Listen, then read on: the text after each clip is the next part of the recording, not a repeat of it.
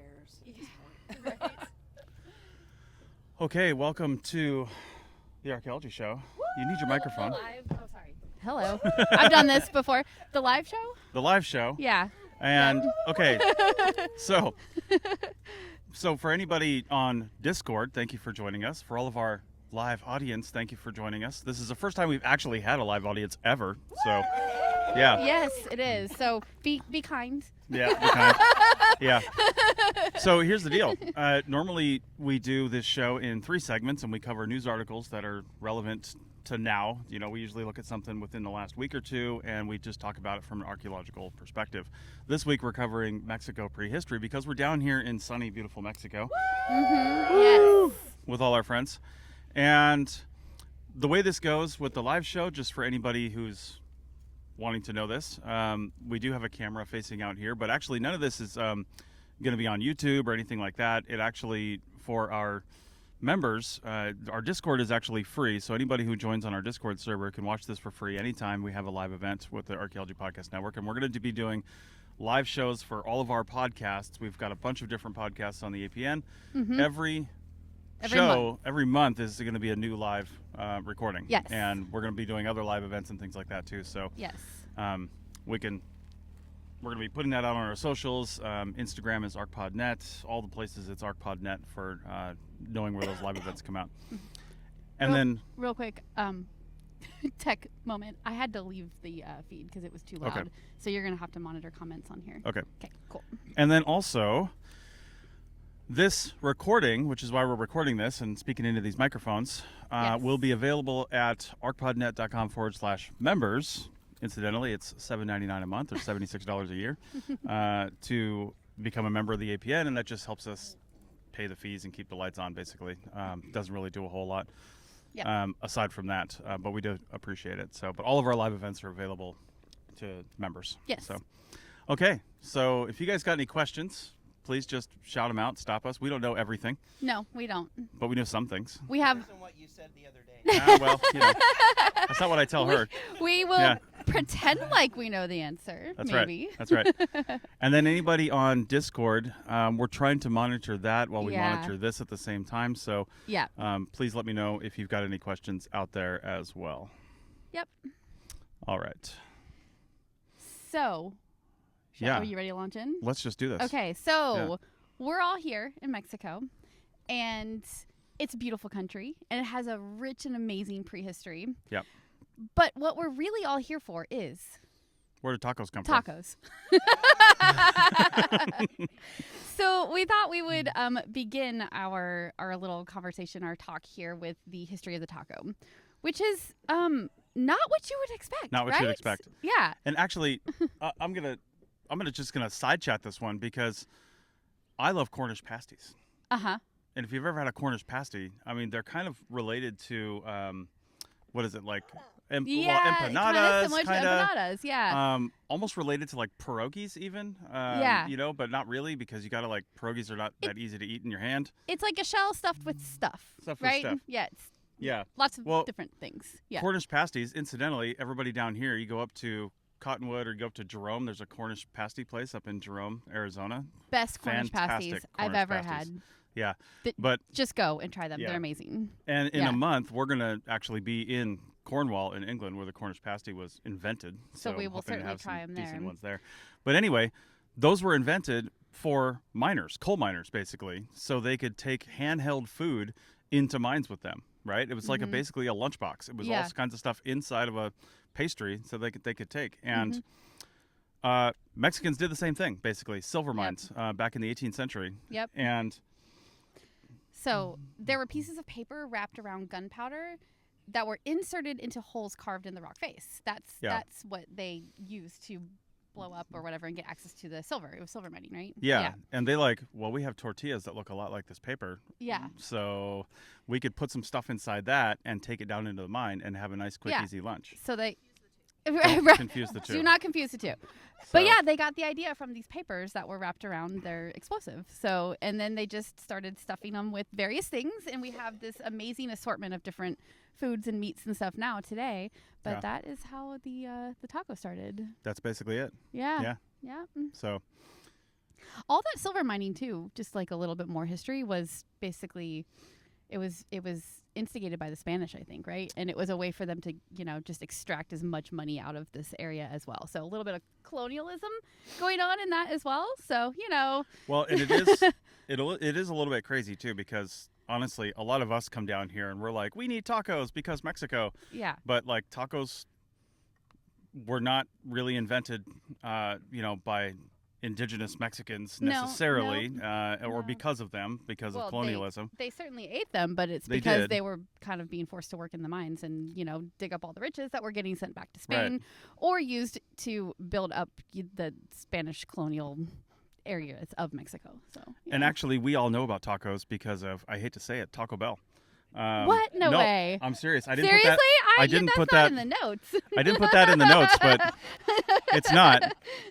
I wanted that to be a little bit of a surprise, though, because there was actually they called them chili girls or something like that. But there was these women would come up from Mexico, and they had basically food carts in like San Antonio and southern parts of Texas, and apparently you could get basically what they were calling a taco at the time and other Gringo stuff tacos. from these girls, and yeah, and people went down there and they just loved it, and it was this novelty thing because Mexico was a dangerous place back then as well, and in those areas, and it was a way to experience Mexico for some people, and the food anyway, and to get this. And then around the 1940s, somebody patented like the taco shell, and I forget his first name, but Bell is the last name of the guy who started Taco Bell, and so it was a white guy who took the Mexican foods and commercialized it across. That sounds totally correct. He claimed to have invented he claimed to have patented the hard shell taco, but the guy who did the research on this, the hard shell taco, because Mexico wasn't actually doing hard shells; they were doing soft shells. Yeah. Yeah. So he claimed to have invented the hard shell taco, but the patent actually went back 10 years before he franchised and started Taco Bell. But all he did was he was one of the early franchisers, right? Like McDonald's and other stuff. So. And the franchising of Taco Bell is why tacos took off in America. Yeah. Yeah. All right. So, and now we're all the podcast is over. Let's go get tacos. Yeah. So. I don't think the taco carts are open yet. Oh, they're not. It's a little early for them here, I think. It's about 8 hours too early, probably. Yeah. Yeah. Breakfast tacos. Breakfast tacos. There we go. Yeah. Okay, all right. So that's tacos. We had to get that out of the way because we knew people just be waiting for it. Yeah, so, obviously. Yeah, let's keep going. But so we also wanted to just do a basic overview prehistory of Mexico, and I started doing the research. I did most of the research for this part, and I was like, well, we're here, at the tip of the Gulf of California, right? And there's all these amazing Mexican civilizations. But none of them were up here. Now, they definitely influenced. There was always trade that was happening and stuff like that. But they didn't actually come this far north. The groups of people that were here were actually much more influenced by the larger cultures that were up in Arizona, that were to the east in northern Mexico and southern Texas, and then also to the west in southern Arizona. So interesting that there... the indigenous peoples to this continent, they didn't know about borders, obviously. The Mexican border was not a thing to them. But you do get these geographic borders. And the Sonora Desert, which is what we're technically part of here, was a big geographic separator for the people here. Right. So that's why you get that split. But that being said, I really still thought it would be kind of cool to go through the big cultures in Mexico. And we can talk about those. So that's right. Yeah. But just like pretty much everything else in North America, this land was, according to doctrine and current theories, which are always up for debate, people settled North and South America through the Beringia land bridge, crossing from Siberia over to Alaska and down approximately 12 to 15,000 years ago, and then basically settled all the way down. Now that, I say, is in a little bit of dispute because there are sites, one we just recently talked about, that's in Canada, actually, Saskatchewan. That is a well-developed, not a campsite, but a well-developed habitation site that dates back to about 14,000 years ago, which if you're a well-developed site in that area, doesn't mean you were passing through. It means you were chilling for a while. And you didn't roll up 14,000 years ago and establish it. There was some lead up to get to that point. So people were certainly there earlier.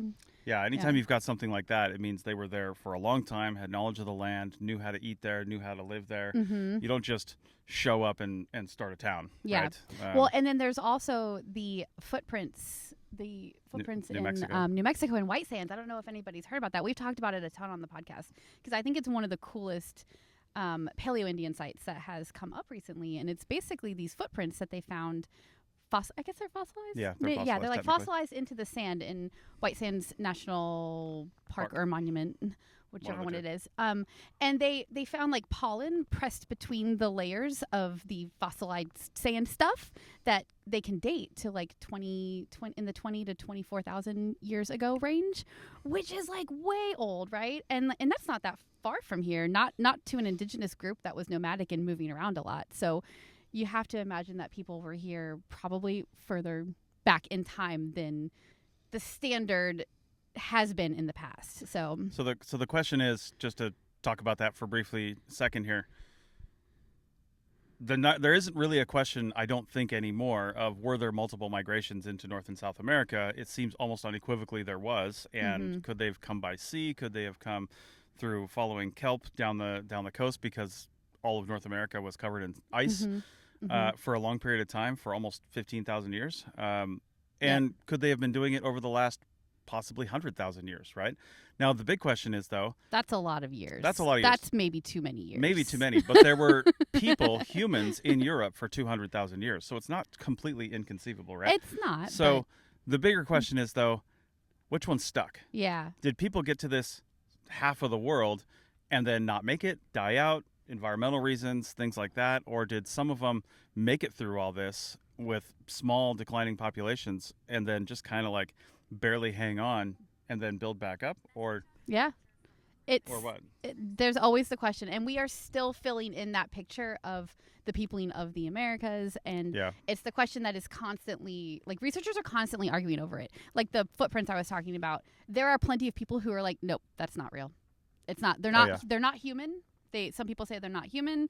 Others are like, nope, those dates, there's stuff going on with those dates. We don't buy it. So like, but that's always how it is when the standard is somebody's trying to change it, you know? Yeah. And I think that's fine. Like, maybe we will find out that they're not as good of a date as we thought they were. But you have to keep looking and you have to keep trying because, you know, otherwise you get stuck in this place where, like, we got here 10,000 years ago and that's that.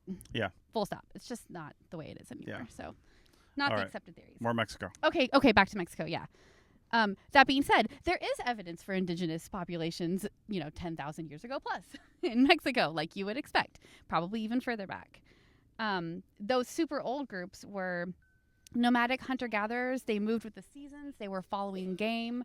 They were hunting mammoths. They were hunting bison, other animals, deer, all that kind of stuff. That was the lifestyle back then. It was very much on the move, following the animals, hunting, and also following like the types of foods that they could gather as well. But they started to sort of come together and become like, more organized societies by about 5,000 BCE. And that's when we start seeing evidence that they were cultivating maize or corn and other veggies too, like chili peppers, bean squashes, but those came along a little later. I think maize was the first one, and it was the biggest one, and it still is. I mean, corn is everywhere down here. It's in all the foods, tortillas, all of that. So it just makes sense. It's a staple crop in this area for these people. By 2300 BCE, so now we're talking like 4,000-ish years ago, they began to make pottery. And when you see pottery come into play, that is because people have the skills, they have the place. They can live in one place. They collect all the ingredients. They have the ability to make pottery. So they're staying in one area, right? So that's when people start to, really come together, build these societies, these groups. And that's when you're going to start seeing the cultures that we all know, the different peoples that made the monumental architecture. Question. Yes. Hand him the microphone. Studies that have been done that compared the populations and type of people on this side compared to the other side of the Baja. Like, did people go down the Baja and go, oh crap, dead end, and just stay? Or, it would be neat to see, because this is not a swimmable body of water for the average person. So I wonder how different the civilizations were as it just across the water. I don't know if they've been compared, honestly. I didn't come across anything like that when I was doing research. But what I did see is that the peoples that occupied the Baja tended to get there later. At least from the evidence that we have now. There's not as much evidence for the super old occupations. Not like you see in mainland Mexico and up into North America as well. So, yeah. Also, be cautious saying things like, not a swimmable body of water and stuff like that, because 4,000 years ago and, well, even today, right? I mean, your own personal biases, like it's not a swimmable body of water for me, but it is for some people, right? Well, maybe not swimmable, but boatable. Well, and boatable, they well, yeah. But even so, like, if you don't have Netflix and you don't have an RV and you don't have other stuff, like your tolerances for certain things and just like your normal average everyday life is a completely different existence than what it is now. You know what I mean? And like I said, these people were nomadic. These ones from, thousands and thousands of years ago. So they could potentially have started up here and then just slowly work their way down the coast. They might have even gone around the tip of Baja and then back up into California. Like, I don't know if we necessarily have evidence for that, but we do know that people followed the coastlines. So they potentially could have done that. And then that would have been a mixing of people between mainland and Baja too, if that did happen. A note on pottery, though. One of the reasons that does indicate a more sedentary lifestyle is because of the sheer engineering requirements for making pottery, the skills. right? The skills, but also you have to fire pottery typically. I mean, there's other ways to do it, but you typically have to fire it, which means you have to have some sort of a kiln or high temperature fire to do that, and you can't just do that from a campsite typically. I mean, definitely exactly. not from an RV. Although I have dyed yarn in my RV. Yeah, well, it went all right. Yeah, but it just takes some gear that you're not just like hauling around. So either you're coming to this area. They had things called seasonal rounds in a lot of places. Maybe not down here because there aren't too many seasons, but in places where there are seasons, they would have seasonal rounds where they would say, here's their summer camp, here's their winter camp, basically like when we get to 60, 70 years old, we have seasonal rounds, right? That's true. Snowbirds. Snowbirds. Yeah. So, but anyway, they would, go to where following the game or also going to where the seasons are more conducive to them just living outside without basically, shelter. That's really good. So, is there a question on Discord? Yeah. But while you're reading that. So anyway, pottery does have that indicator. Now, it doesn't mean they didn't travel with pottery either, right? They would definitely travel with pottery because some of this stuff was really robust and, they just stack it up and hang it off and travel around with it, right? Didn't mean they weren't still moving around with that stuff.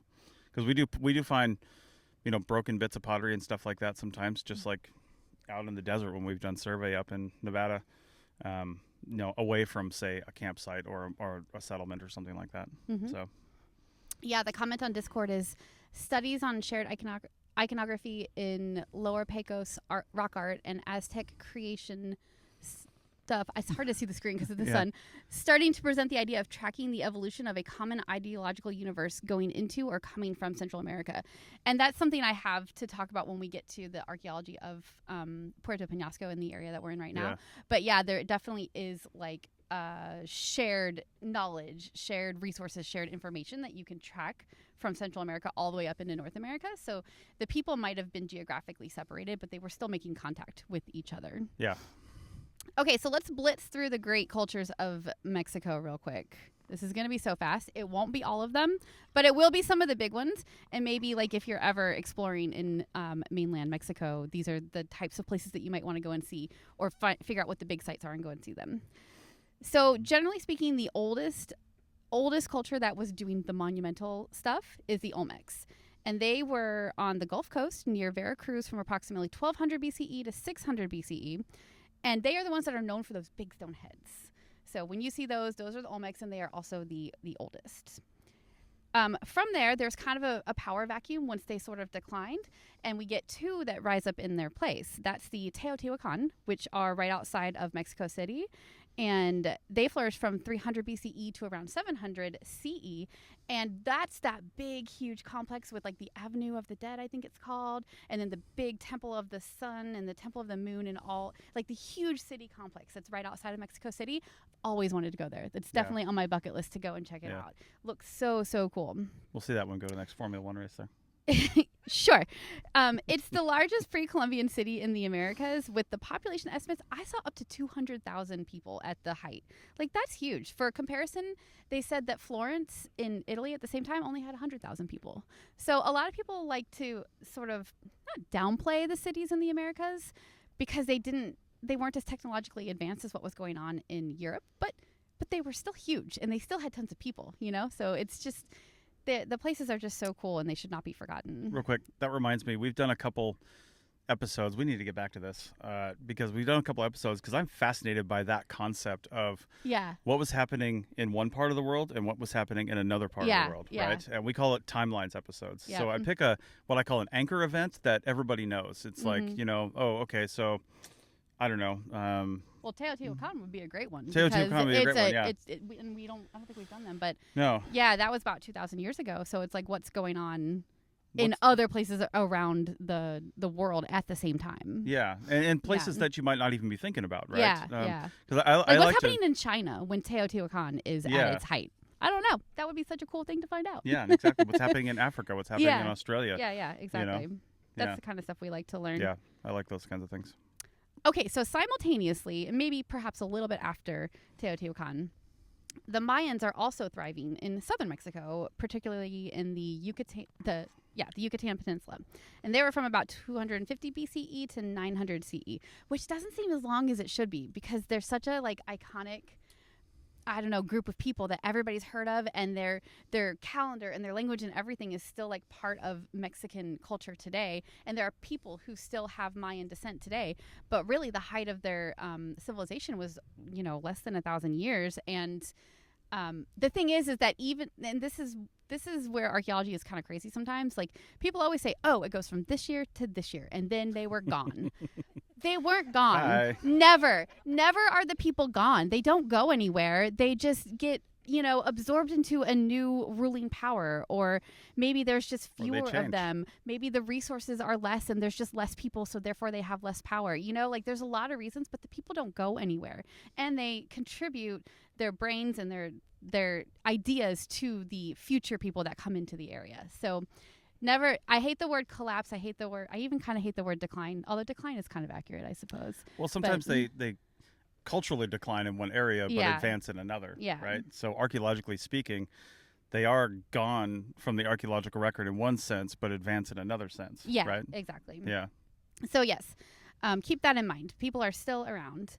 But the Mayans were brilliant. We know this. They created a writing system, a calendar, monumental architecture like Chichen Itza and Tikal, and among others. So another really great place. And Chichen Itza is very accessible if you don't want to go like into crazy, you know, Mexico that is maybe unsafe. But you can get to Chichen Itza from Cancun pretty easily. We did it in a day trip when we went to Cancun. So it's certainly worth it. And there's that other one too, the other big site that's right near Cancun. Yeah, Tulum is also another really cool one. We didn't get to go to that one, but another great one. Very accessible if you're on vacation in these areas anyway.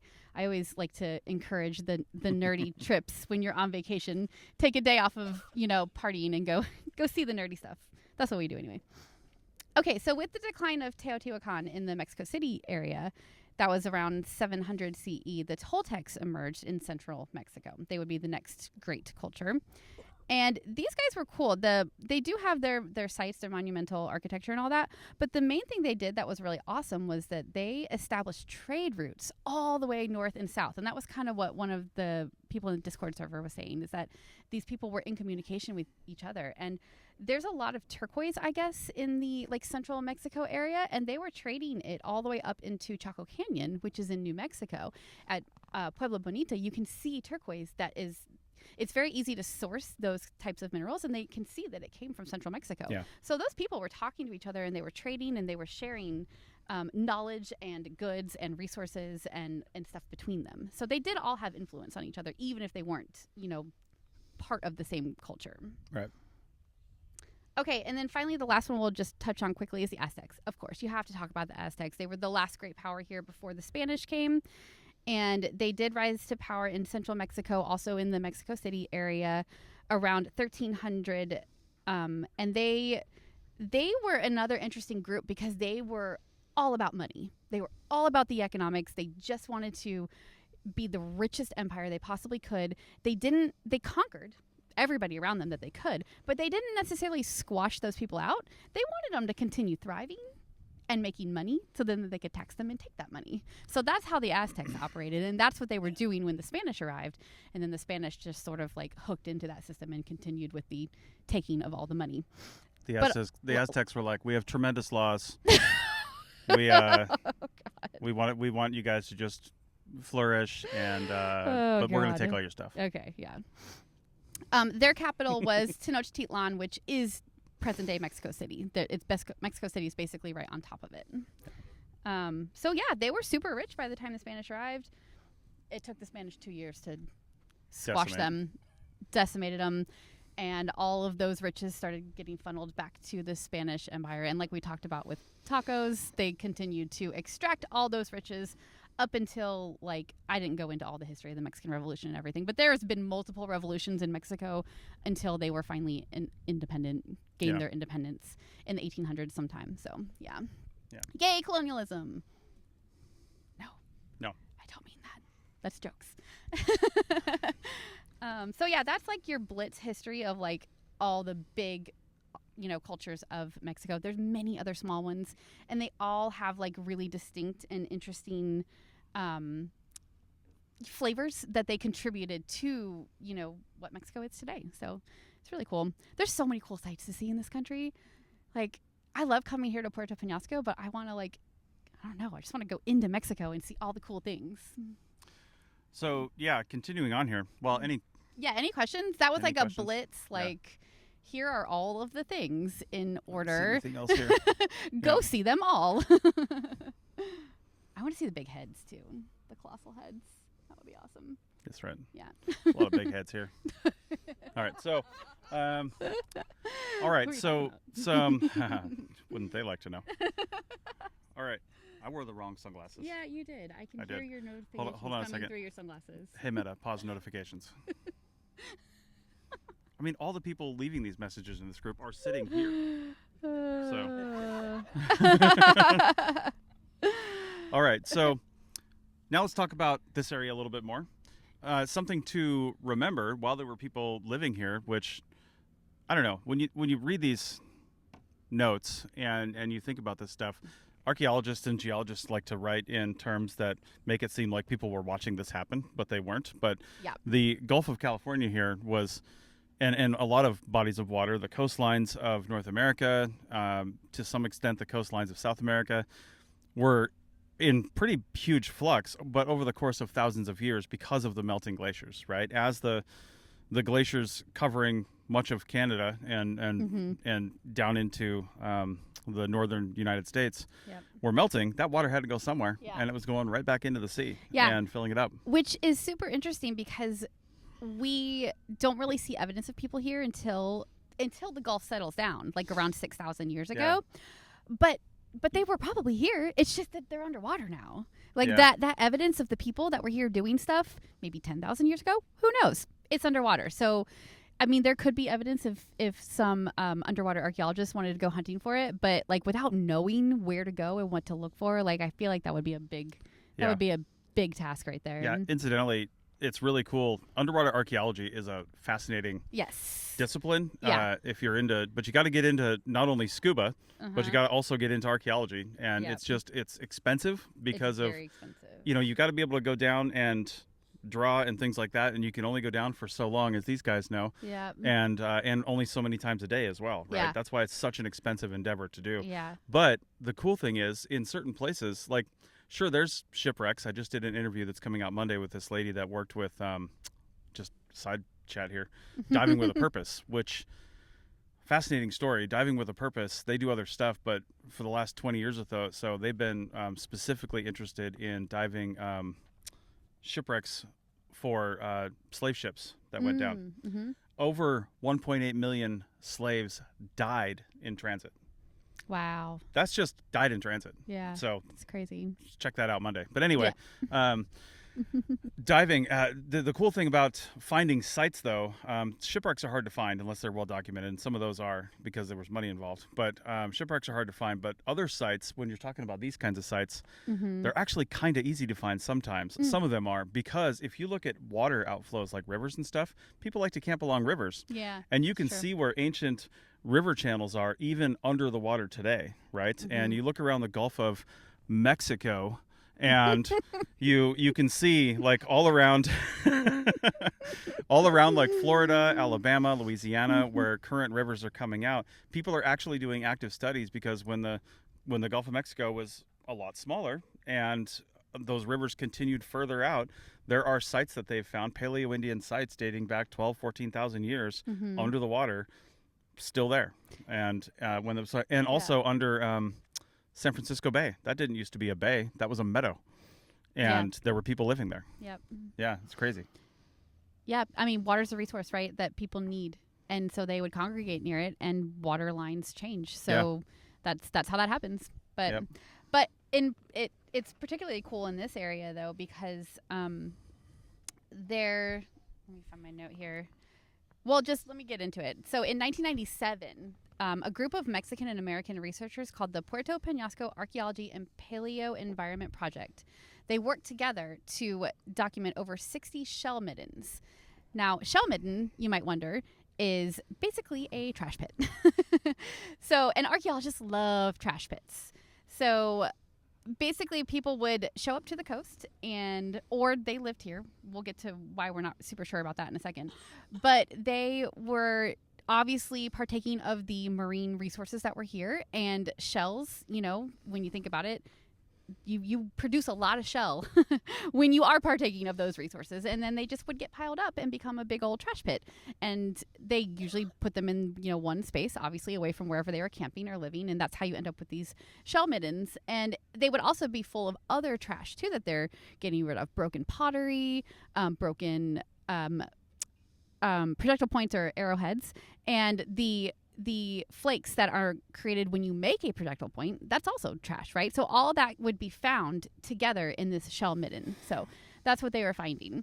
And it's really cool because there's actually one, I don't know if I'm pointing the right direction. Is that east? Yeah. Yes. Yeah, that's east. Over there. There's one over there on the other side of town, and they excavated a big shell midden that was over there. And then there was 4 more that they excavated that were that direction to the west, over on there's a little bay over there, a bahia something, I can't remember what it's called, but that's where a river would have come out at some point. So that's why there's 4 of them over there that were excavated. Yeah, exactly. That's exactly what he was talking about with the river. Yeah. So they did the actual excavation work. It was a long time. They did a lot of work. They started in 1997, but they didn't actually publish this research until 2018. Academic life for you. It just takes a long time to get everything together and to do all the research, and they were probably working on tight time frames as far as the excavations were going. And it wasn't just excavation too. They were fully mapping these things, like fully documenting, because our excavation is a destructive science, right? So once it's gone, it's gone. So they had to fully map and document every single thing as they were doing the excavation. So anyway, it took a long time. But they found pottery fragments, like I was saying, that are associated with the Hohokam in southern Arizona. And that would be the culture that built the Casa Grande ruins that are kind of outside of Phoenix, I think is where that national monument is. And then also the Patayan in southwestern Arizona and the Trincheras in Mexico. Apologies if I pronounced any of that wrong. But yeah, so the pottery is coming from these places that are north and east and west. So it can represent a couple different things, right? Like there's 2 possibilities. So a little bit of a talk about middens here. We were talking about this in the clam last night, and for people on Discord over in the in Europe there, a clam is a place where we have academic discussions here in while drinking an assortment of adult beverages. Yep, that's what a clam is. Look it up. Anyway, anyway, we were actually talking about this a little bit last night. But I have a little bit of a hard time with middens sometimes, and archaeology in general, to be honest with you, because we actually we write up everything we know generally about past cultures based on what they left behind, right? Mm-hmm. And what they left behind often is either what they discarded that they didn't use, or what was trash, or it's not often what they were actually using at the time. I mean, sometimes we do find fully formed things that they created, like projectile points, arrowheads, spear points, things like that, especially when they're found inside of animals still, or people for that matter. And sometimes we find whole pots and stuff like that, and all that's really cool, right? But a lot of times we do just find fragments of things that are the remains of constructing something else, or it's just something that broke and we don't have the full picture, and we have to sort of try to construct a picture based on that, and it's really difficult.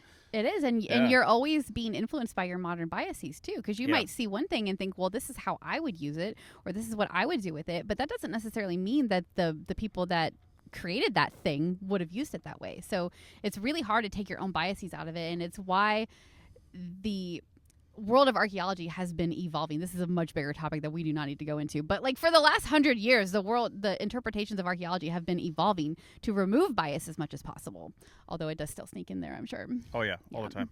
It's really hard to remove your own biases in pretty much every aspect of your life. You don't even think about it. Yeah. And you're just doing it, and I'm not even sure it's a bad thing, because we are humans, right? And we're studying other humans. It's not like that's bad. It's just that you have to be aware of it so that you can remove it as much as possible. Yeah. Okay, so where were we? Keep going. Yeah, shell middens. So yeah, that was super cool. And just for everybody here, the reason all that work got done is because of the expansion of Puerto Peñasco back in the early 2000s, essentially. So this was work that was being done ahead. And in fact, I'm pretty sure that these sites that they excavated, at least the one that's that direction, have been covered by buildings now, and they're lost. And the other stuff that they documented, if it was in the way of a building, it's just gone now. So the work they did was really great, and you don't get to go back and do it again. You can't stop the march of progress, and they certainly weren't going to with the town. So that is what it is. But I think they did get some good information on where those people were coming from, or what the people were doing here. And like I was saying, there are two possibilities. So these shell middens, they were either created by people who were harvesting the shells, people who lived in this area, who were harvesting the shells and taking them and trading them with these inland groups, the Hohokam and the others that are north of them. And we know this because the shells that you get here on this coast are found at those sites up into the Americas, or into the United States. So we know that they were definitely trading those shells that direction, but we don't know. What we don't know is who was doing it. So it was either the people who lived here and they were just doing the trading, or those groups, the Hohokam, the Trincheras, and the other one, they were sending people to the coast saying, we need shells, we need this resource, we need that resource. You group of, envoys or whatever you want to call them, go to the coast and get these things and bring them back to us. It could have been either one. And they haven't published any research on this since 2018, so I don't know if a conclusion has been settled on based on the artifacts that they found. But from what I can tell, they still don't really know which one of those things it is. So I thought that was cool. Archaeology is so great, but it's it almost raises more questions than answers sometimes too. And this is a really good example of that. Yeah. I don't know that it matters though. I think both options are really cool. Whether the people lived here seasonally and traded north, or people from the north sent people south to get these things, it doesn't really matter. It's just they knew that this resource was here and they were coming to use it because, there's the wildlife here is the marine life is so varied and vibrant here. It was just worth it to them to come and get those resources. So all right, we got that's that. 15 minutes. I want to cover some last Baja stuff, and then give time for random questions. Okay, yeah, cool. You want to do the pictographs? Oh yeah, sure. Bam. Okay, so one of the things we definitely wanted to cover, and just I'm going to preface this by, if you want to know more, we have another podcast on the APN called the Rock Art Podcast, and I can direct you to some of the episodes, but we probably recorded, I don't know, at least 4 or 5 episodes on just this topic with the people who were at the time actually running tours down to this place, but we'll get to there. But there's so much more information on this. But over in the Baja, let me get down to your notes here. It's called the... So first off, the difference between a pictograph and a petroglyph. Does anybody know that? Go ahead. You don't need the mic. It's fine. One is painted and one is carved, and I get them confused. That's right. That's right. Yep. Pictographs are painted, Mhm. That's right. Picture. Petroglyphs. Think picture with that one. Yeah. Petroglyphs are etched, carved, pecked, anything that, Remove stone from basically the remove surface stone. of the. But keep in mind, petroglyphs can also be painted. Yes, so they can be a combination. Yes, additionally, yeah. but they're still just called petroglyphs. Yeah. Right. So, Yeah. but but they often do have paint inside of the lines, right? They would have Mhm. painted inside of them. So, but pictographs are just painted. They're murals. They're painted on the wall or something like that. But these are pictographs. Well, there are petroglyphs there, but the Great Mural. The pictographs are what are so Yeah, stunning. it's called the Sierra de San Francisco. It's a UNESCO World Heritage Site, or as Rachel wrote, World Heritage Site. Did I? Yep. Whips. Yep. But they're on the Baja Peninsula. They're extremely well preserved because of the dry climate and the massive inaccessibility. Yes. There is no way to get to these things. No way at all. They're on the walls and roofs of this massive rock shelter type of area. I saw the coolest picture of an archaeologist basically laying on his back, looking up at like an overhang of a cave or a rock shelter, and it was just paintings like all the way across in these vibrant colors. So it's just a really, really cool area. Yeah. Shh. And just open it.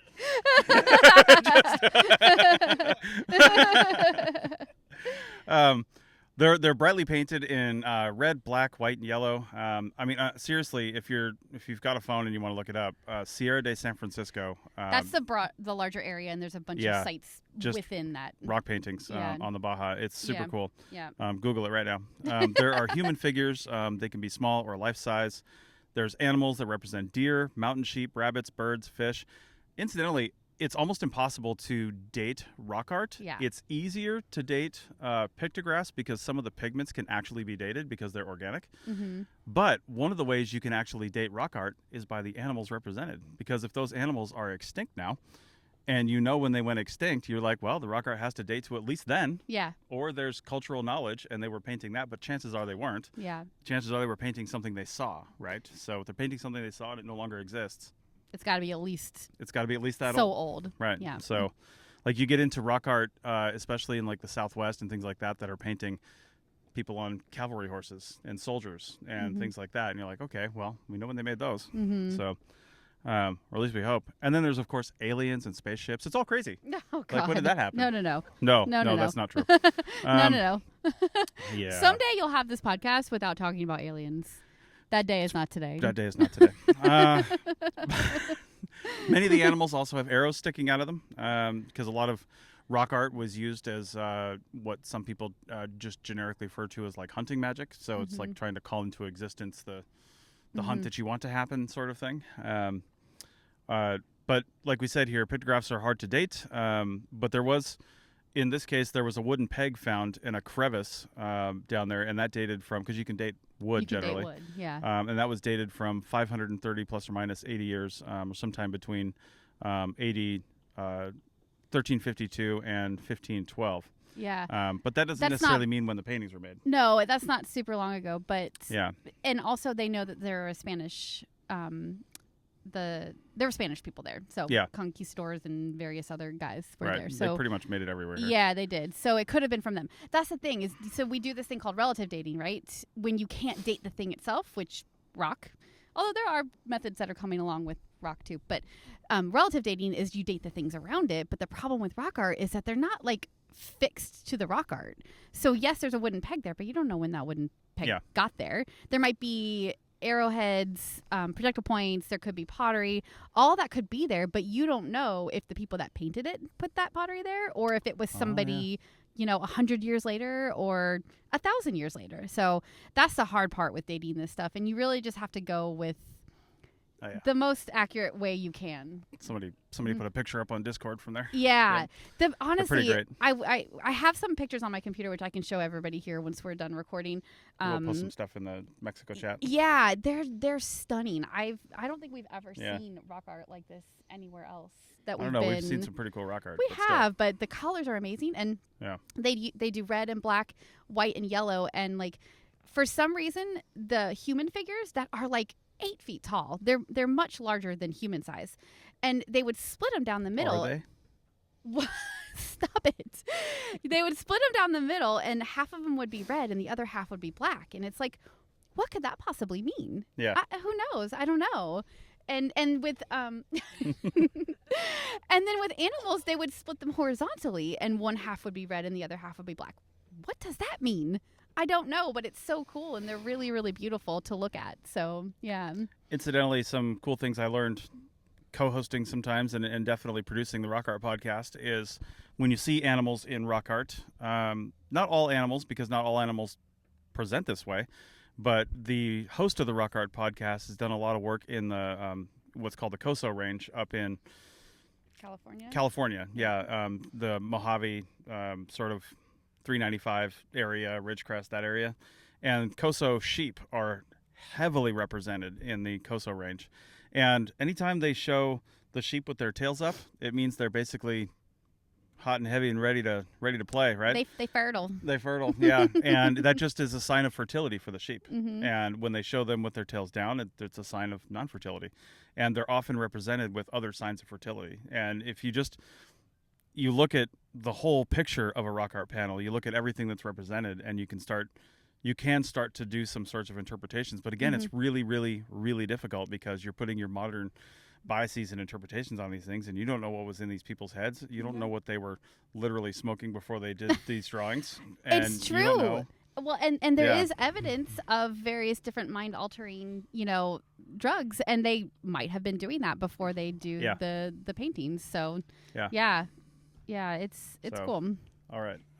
1 second, Michelle. Use the thing. I would love to see this rock art. How do I get there?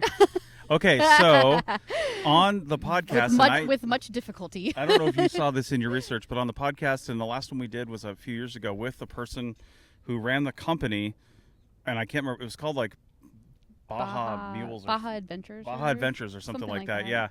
But they literally had mule trips that would take 3 to 5 days because it took almost a whole day by mule to get down to this rock art. Yeah. And there was a little village actually down near there, and everything that was down at this village was brought by mule. Yeah. I mean, they There's had no roads, no access in any other way other than mule. Yeah. I mean, they had refrigerators and stuff all run by solar power at this point, but they had all kinds of stuff down there and generators, but all brought down by like pack mules. And it's like probably those big ass mules like you see at the Grand Canyon, not like these little tiny mules, right? Yeah. But anyway, that's how you get down there to see that. Now, these days, because that company actually went out of business, there was not enough people doing it. Yeah.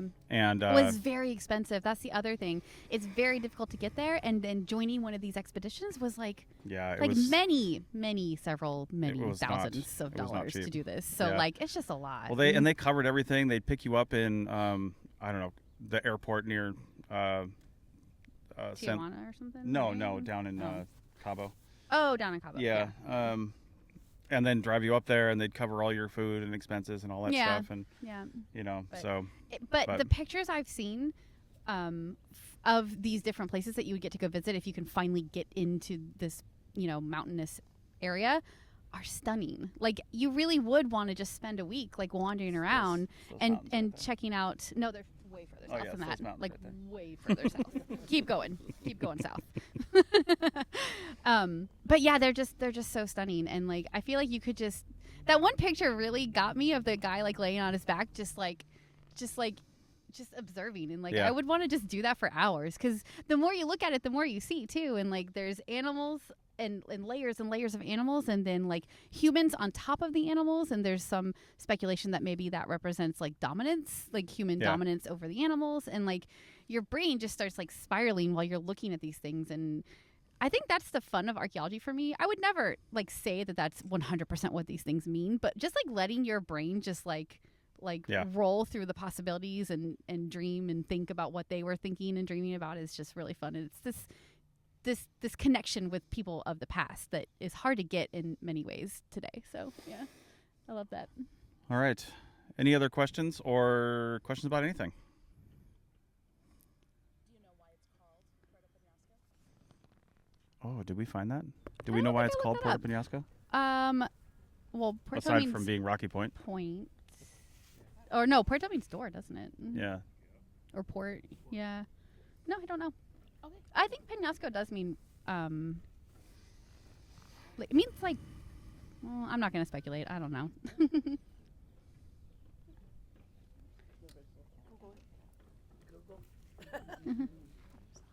All right, just seeing if there's any other questions here we can actually ask Yeah. or answer. Sorry. Mm-hmm. All right. Boulder Point Cool. or Boulder Port? All right. Any other anything else? Anything about anything in archaeology from our attended audience? All right. Yeah, now's your chance. Yeah. Throw us questions. We may or may not answer Yeah, because them. after this we won't talk to you ever again. Yeah. Well, we are leaving Did in a the week, did the so- aliens have anything to do with the virgin sacrifices? Oh, God. Yes. No. Microphone coming your way. Just for the recording. Yeah. Chris, I heard you mention aliens. Indeed. Has there been any findings in archaeology to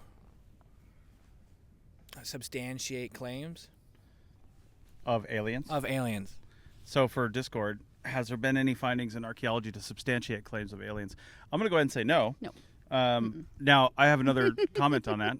I'm going to say no primarily because people who think there are claims around that, they just underestimate what humanity can do. Yeah. And they also underestimate what nature can do in some cases, like the supposed oldest pyramid in the world, Gunung Padang, is basically a geological formation, but they think is some sort of alien formed pyramid, right? Or the 12-sided. Not alien. This is a Graham Hancock thing where he's saying Yeah. that it's from a previous civilization Oh, that well, has been wiped off the earth. And He's saying that, but he used to say Yeah. aliens. Okay. So the previous all civilization, nonsense. the previous civilization may have alien influences. That was his previous deal. But well, yeah. now it's he's saying super ancient advanced. civilizations. But Right. anyway, I Right. think people just underestimate what humanity is capable of, Yeah. to be honest with you. I mean, people are incredibly capable. They've done amazing things. And it's just because we don't understand how they could do it now or how they could have done it then doesn't mean they couldn't have done it, right? Now, if you want to get into a deeper discussion of do aliens exist in this universe, of course they do. It's too big not to. But that's a completely different discussion. That is indeed. Yeah.